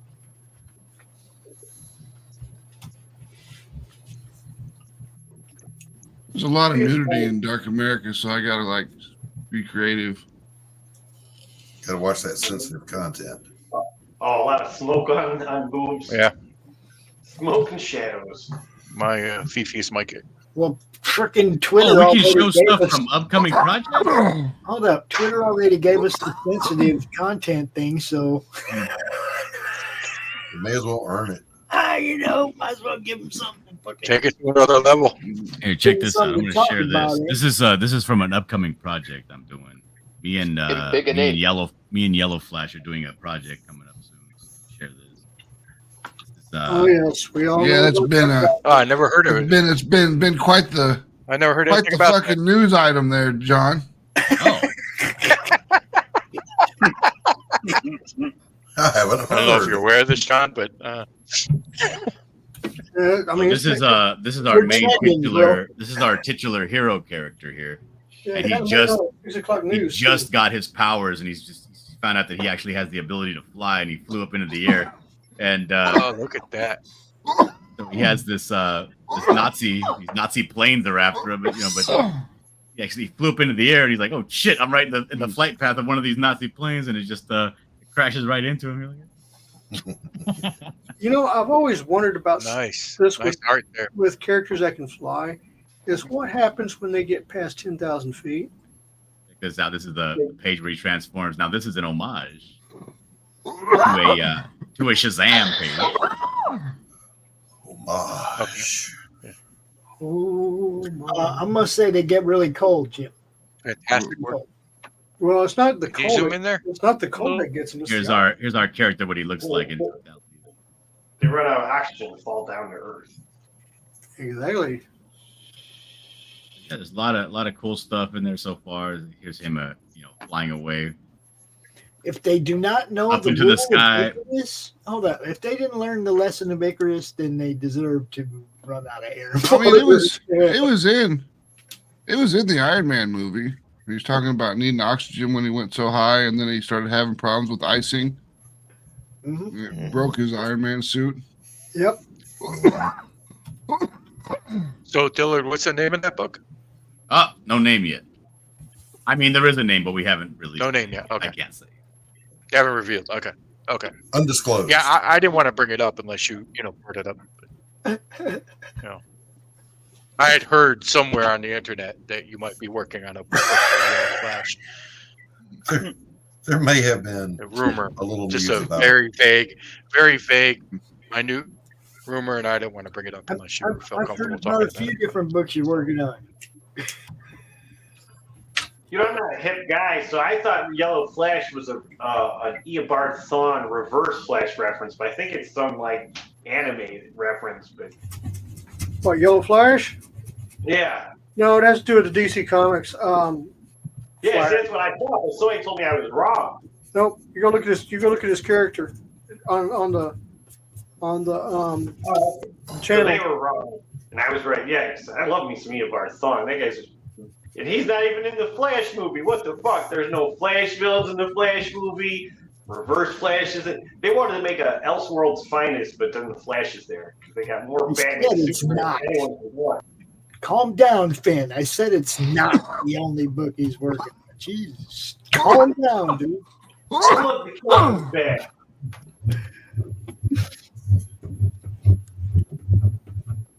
Oh, is my mic too close to my face? I'm not loud and aggressive. I think Cap has been freebasing coffee again. Uh-oh.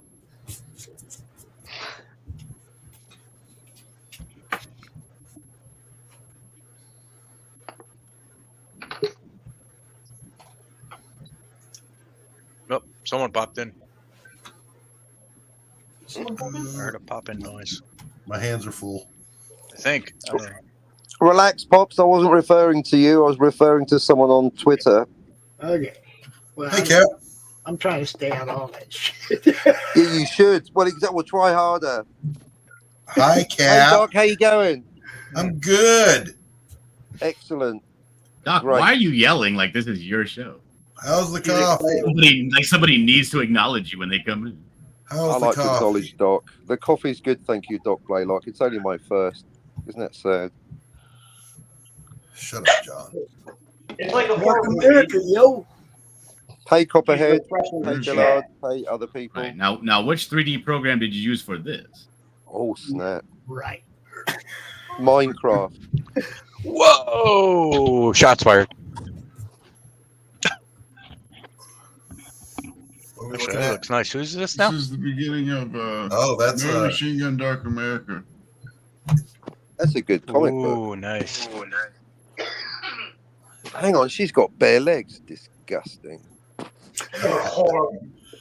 Needs more French maid. Damn teens and your rock and roll and your bare legs. She is a whore. I know. They're talking about how she's a whore, and the other girl's like she doesn't want her to be one because she's actually like she's an ex-nun, so she still has that. You know, in this age. Go ahead, Max. I'm sorry. Still has that judgment, and she doesn't want her to do these things because it's bad for her. And she's just like, listen, bitch, you're not my mom. Well, you should be more modern and be like, you don't need to be a whore anymore. Just get a fans only and shake your boobs, and a bunch of simps will give you like $100 a month. Fans only. Plus, you can avoid all the sexually transmitted diseases. And she works at the Max sex club in Amsterdam. In this day and age of Max, in this day and age of inclusivity and diversity and representation, I'm happy to see that finally whores are getting the representation that they need. Exactly. Or none. You are providing a service No. for the comic book community that is well needed. Like a whore. The front lines of the sex worker protests. Everybody should get out and back this book. He also has the ninja strippers too. You know, I mean, Another segment of our population that's underrepresented. Yes. But not here, folks. Not here. I had to We skip a represent few pages. the whores and hooker ninjas of today's youth. That's right. I had to skip a We few do care. pages because We of the do care. nudity. But this guy was part of him and his buddies were assaulting this girl in an alleyway. His other two buddies got shot in the face. And she's coming after him. Kicks him in the fucking He's being a typical dick. masculine male, you know, and she Yep. beats the shit out of him. Well, she just Right. trips him and then puts a gun in his face. That's how she overpowers people. It's called a force multiplier. I love I love that panel with just his legs sticking out. Max, With I his appreciate pants your around his ankles. education That's of future fantastic. generations. I just want you to know that. I was wondering when they're bringing back. That's the right. Stan Lee classic. Representation here is important. Do you guys remember Spike TV when Stan Lee made Force multiplier. She's going to call in an airstrike. hold up. Two people were talking. There's one thing I've come to learn on the Madness Network is that we represent whores and ninjas. It's madness. We represent all. It's madness, absolutely. madness. That's right. The There guy will be no basically says, segment "Don't of our kill me." population that's not represented. Guys all like, don't kill me, lady. He's like, it's not me. It's up to her. She gives the rape victim the knife. lets her fucking deal with it, but I can't show the rest of the page because there's more nudity. Oh, suspense. Max, my only problem with Does she all of that do was it? the only naked person was the guy. What's going on? Although there was naked, the girl was naked too. Oh, all right, I missed that. Yeah, he went by really fast. Trying to avoid those I just zoomed strikes. past a bunch of stuff because there's a whole bunch of nudity in that book. Mm-hmm. I mean, it's succubus or succubi working over a sex club in Amsterdam. I like it. Which is as based they on a should true be. story. Which So is you their get right. it from Doc Blalock's diary. Dear diary. From his Navy memoirs. I was going to say that's from Max's trip over there when he was stationed in Germany. Yep. Whole leave. But yeah, that's one of the reasons I put Amsterdam in there is because I'd actually been there before. That's why I used it as the cities that they were at. Nothing wrong with having actual experience as your inspiration and reference, right? Yeah, we didn't actually use the area yet. We might end up using it later. There's a really big art college in Amsterdam, and all the kids stand outside in the quad by the fountains and all that stuff, selling their artwork. Yep. It's pretty cool. It's really I agree. neat. It's called the Academy something. I forget what it's called, but That's it. The Academy something. Academy. I got it. Come on, Q. Shut up. Anyway, I know Q's going to give Academy of Ninja Hookers. Let me think. that's exactly. The Dutch Academy of I think it's Shop for Gerard Drugs Museum. and mayonnaise on the fries. Say it again, Q. Oh wait, that's the red light district. What is it, Q? Hold on a sec. Come on. I know you know. Hold on just a sec. Let me take a look at it. We're looking to see if he can show it. See, you go to the red light district in Amsterdam. That's where it's at. You want to go to the titty bar, see some girl jumping around on stage, flicking around on a pole. That's right. What do you want to see? Two people banging. I don't know. Right there in the big There's picture window. Amsterdam's University of the Arts. Yeah, that might be it. Yeah. There's And then there's another academy called Gerrit Rietveld Academy. Yeah, that's there's an artist I follow on YouTube, Titus, somebody or another. He's from there, and that's the academy he attended.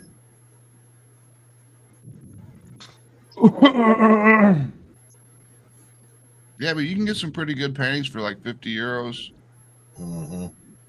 Plus, Yeah, that's like if you're a starving artist. So yeah, if you're a grown working artist, never go to Savannah to try to sell your art. Because there's kids at Savannah College of Art and Design that'll sell what you're selling for a few hundred for a sandwich. Too much. Hey James. Yes. James, can you flip that around? Can you flip that around so we can take a look at that? Hold on. I'm going to have to move my camera. Looks great from this angle, but Okay, hold on. I'm going to have to move my camera. just turn the picture. Flip the picture upside down, can you? Like this? There you go. Bang! There you go. Remember when you started working on that? What was that? Last week. I think like last week you started working on that. What character is that? This is the main character for my new novel that I'm working on. Wow. And the title, I've got Peter Gilmore did the title for me, so I've already got the title made. Okay. It's called The Dark Goddess. And do you know what an isekai is? No, haven't. Okay. Don't know the term. An isekai is basically a story. It's real popular right now in manga and in Asia and everything. But it's basically when something bad happens to somebody and they wake up in an alternate world. Usually it's like a video game. Like say you like to play Dungeons and Dragons. And you died horribly, and for some reason you get a chance to get a second chance, but you end up in that D&D world. Well, what happens in this story is the in-game GM, the one that makes all the monsters, all the hero class items, world class items, all the dragons and everything, she dies. And when she wakes up, she's in the world that she built as the character that she had in the game with all the powers. The only thing is she's got to keep a low profile, which you, of course, you know what's going to happen in that. That ain't going to happen. So that, I'm just trying to do a character education. This may not be the final version of her. It's just, you know, I'm playing with an idea and just going around now. Your pencils and inks. Yeah. Hold on, Beautiful work, man. Beautiful line work. I'll show you something else I've done. I got over here.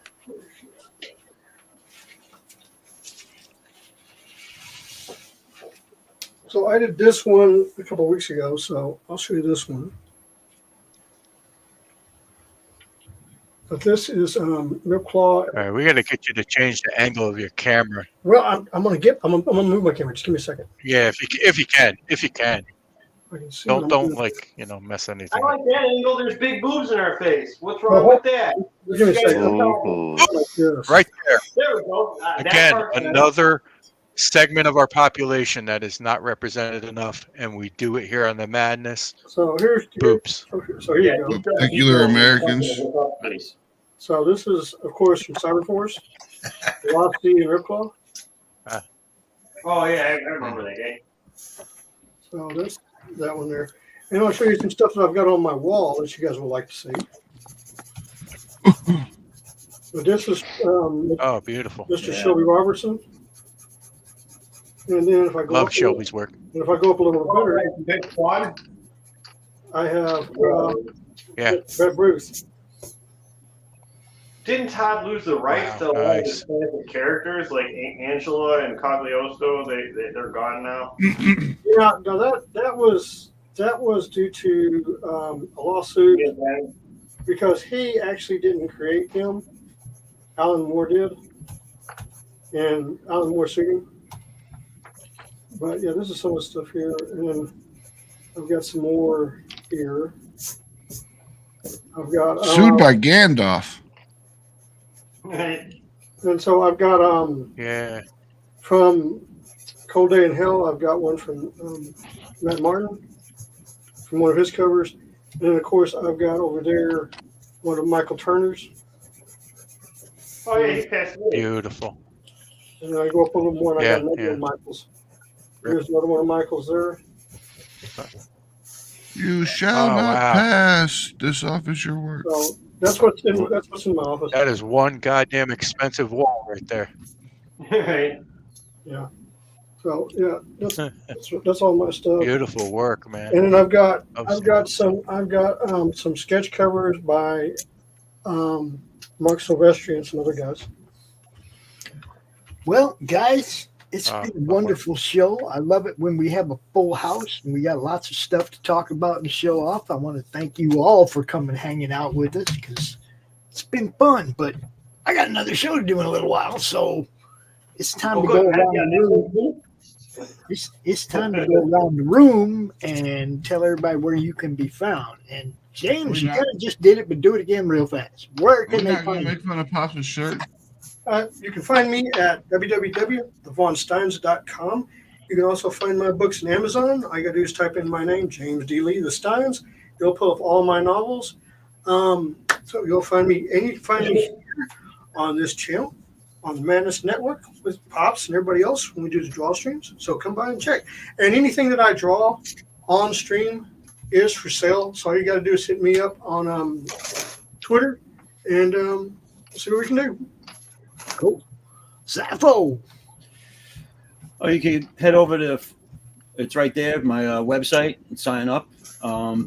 Subscribe there. It's free, and you get all the updates on upcoming campaigns. I'm waiting right now to get some files back to send to print for the first one that was funded.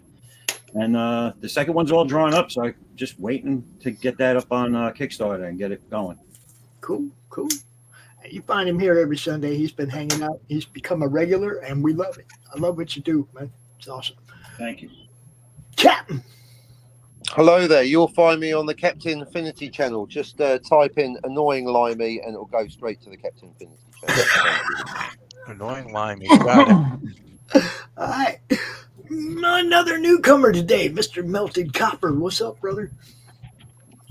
Well, all I can say, I've been doing mostly cartoons on my YouTube because I guess I gave up on dreams of comic books and I met you guys, so maybe that'll change.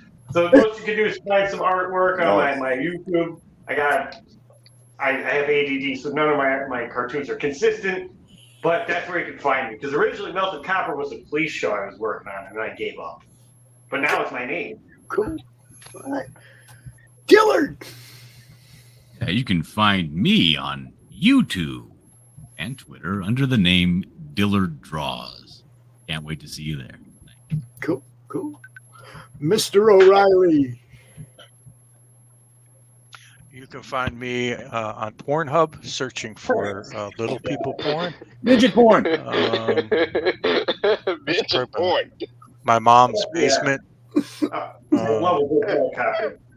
What, you thought we were going to go one episode of the show without mentioning midget porn? I had thought about it several times. You can find me online. I'm currently working on Planet Quest with the writer of Daredevil and Echo, B. Earl. Also working on finishing up Crom the Destroyer, Chapter 1, which is live on not live, it's in demand on Indiegogo. And you can find me here on the Madness occasionally, stirring up shit and having fun. And guys, I gotta say, love the work that I see here, man. Like seriously, like the art here is like my crap is horrible, but you guys, man, taking it to a new level. Every time I come here, I keep seeing. Oh, I'm serious. I keep seeing better and better art every time I come. I wouldn't say it unless I see it. So that's true, but yours is part of it that. But yours is part of that. Just keep it real. Yeah. All right? Yeah, mine's the same. Different day. I'm Max Devill, founder of Atrocity Press. You can find us at atrocitypress.com. It's got all of our news, all of our social media links, and all of our shop stuff. So just drop by, check it out. I don't feel like shilling a whole lot today, so that's all you get from me. Atrocitypress.com.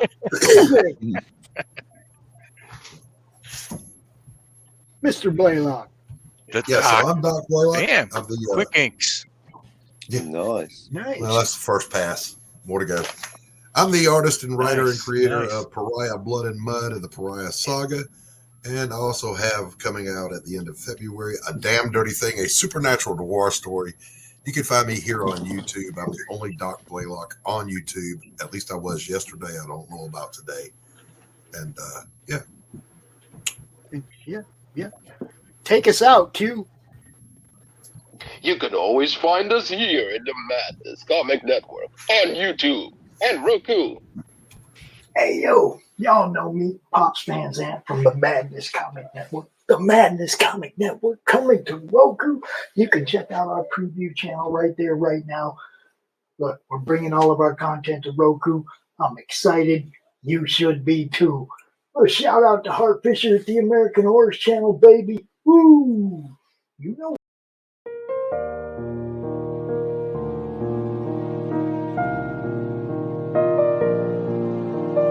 In a small town, unlike any other, Lisa and her husband Ray were away from home for a long time. The stress of the world brought them back to their homestead to recharge. The entire family is reuniting once again for a time of faith, food, and fun. The whole town is invited. Come join Ray and his family for the feast of a lifetime. Welcome to the picnic. Slaughterville Book 3, The Cannibal Rednecks, is a 66-page, full-color story of love, loss, and family, set in the small town of Slaughterville. Look for it on your favorite crowdfunding platform.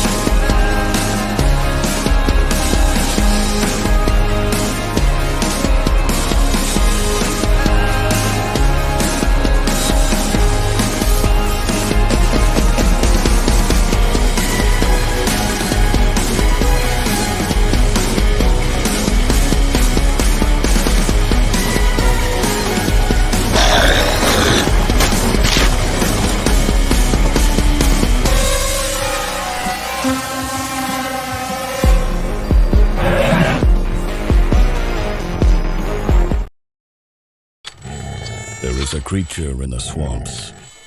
It lives to destroy. The beast they call Hogzilla. After his latest get-rich scheme goes sideways, Gary Duba, the quintessential Florida man, ends up with a stash of somebody's high-end memorabilia. His gal Crystal is on probation and preparing for the fight of her life, squaring off against Australia's Queen of Combat. Delilah's got her back in training, staying off rich foods and the nose candy. Meanwhile, Gary and his best friend Floyd have been hired to wrangle a massive, abnormally aggressive feral hog that's terrorizing the swamp and wrecking Gary's old neighborhood. Can they bag the elusive monster swine without destroying the Sunshine State? Reserve your copy of Florida Man vs. Hogzilla at FloridaManComics.com. We're bringing back funny books, y'all. How do you end this thing? How do you put the where's the brakes on this bus? I forgot. Jazz how to hands. Jazz hands are Have a great. good night.